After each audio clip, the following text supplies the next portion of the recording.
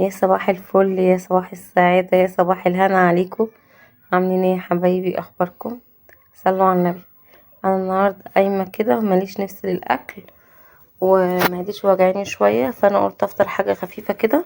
وقبل ما اعمل الفطار اشرب كوبايه ميه دافيه عليها معلقه عسل، جميله جدا للقولون وحلوه، ولو في امساك بتضيعه.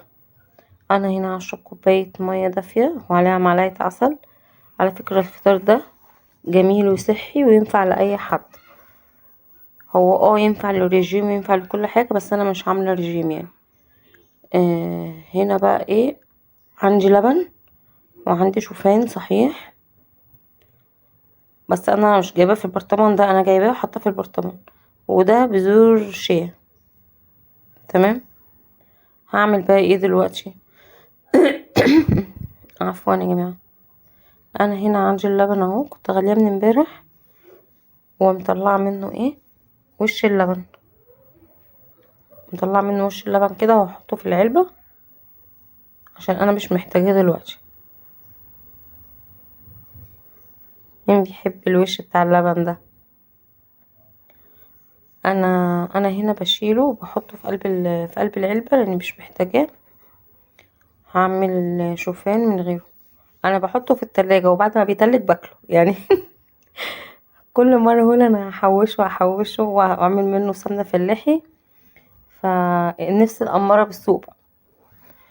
المهم ان انا اهو حطيت بقى وش اللبن ده كده في العلبه وشيلته.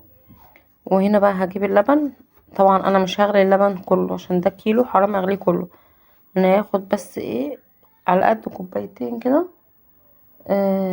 عشان ما يبقاش ايه مغلوش كله حرام. زي ما انتوا كده شايفين. صلوا على النبي يا جماعة. انتوا لو بتتابعوني، انا هند من اسكندرية. عايزة اعرف انتوا بتتابعوني منين، من انهي بلد؟ قولولي في الكومنتات انتوا بتتابعوني منين. هنا هولع على اللبن اهو، خليه يغلي زي ما انتوا شايفين كده. وهاخد بقى 3 معالق كبار من الشوفان، وهاخد نص معلقة بذور شيا اهو، زي ما انتوا شايفين كده. 3 معالق كبار من الشوفان. انا هنا كنت عامله لنفسي بس افطر، بس عمل ما فطرت بقى روان صحيت قالت لي اعملي اللي معاكي يا ماما. على فكره ده فطار صحي وجميل واي حد ياخده، يعني بتعملي دايت ما بتعمليش دايت، ده حلو جدا ومغذي وفي نفس الوقت بيريح المعده. اهو خدت كده 3 معالق شوفان، وده بذور شيا. هاخد بس نص معلقه صغننه جدا بذور شيا لان هو بينفش في قلب اللبن.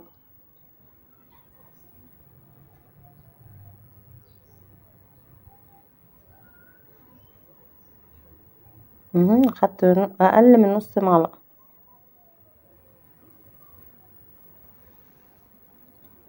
اهو، حطيتها كده عليها. اقلب البذور الشيا وبذر والبتاع، بذور الشيا والشوفان مع بعض. هنا بقى كانت روان صحت وقالت لي ماما ايه اعملي لي معاكي، فروحت عامله لها معايا. حطيت لها برضو شوفان في الطبق وحطيت لها عليه بذور شيا. بس انا روان هحط لها عسل. انا مرضتش احط عسل لاني مش بحبه بالعسل. انا هحط روان عسل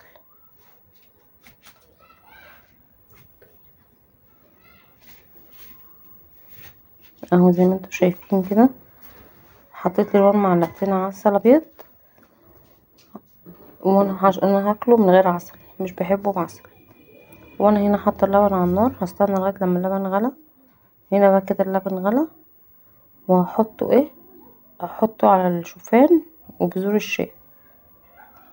وبعد ما احطه على البذور الشيا والشوفان، هسيبه بقى كده شويه، نص ساعه، ساعه الا ربع، لحد لما الشوفان يطرى وينفش ويبقى عامل شبه البليله. يعني انتي بتحطيه كده بذور الشيا والشوفان، بتحطيه في الاطباق وتغطيه اهم حاجه عشان خاطر ايه، ي... عشان خاطر ينفش بذور الشيا تنفش والبذور والشوفان يطرى.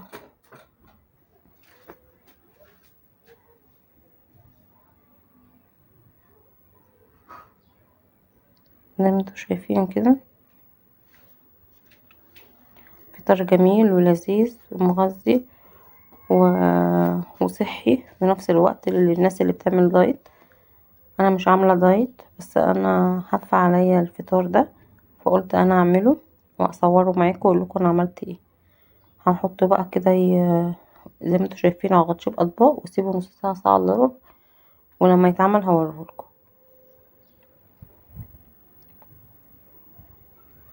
اهو كده انا هسيبه هنا نص ساعه، ساعه الا ربع، لحد لما إيه يتشرب. كده هنا خلاص هو اتشرب اهو ونفش، وكده جميل جدا. لو وصلتش لحد هنا شجعيني ودعميني بلايك وكومنت واشتركي في القناة فضلا وليس امرا. السلام عليكم ورحمة الله وبركاته، واشوفكم في فيديو جديد. مع السلامة.